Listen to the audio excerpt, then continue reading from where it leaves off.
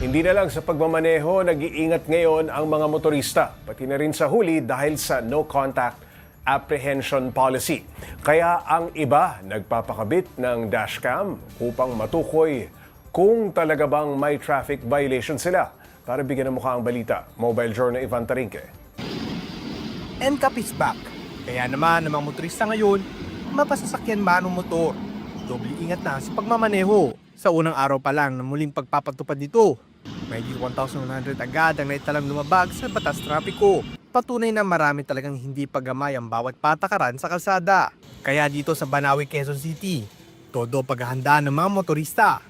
Dumidiretso sila sa mga dashcam installation center para magpakabit ng kanilang mga kamera sa sakyan. Kasi sinasabi nila, may ulit ka, kailangan ulit, tapos siya papaktak.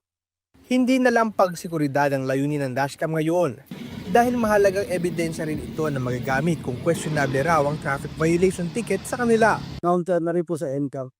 Para mas madali mag-contest pagka nagkakaroon ng apprehension.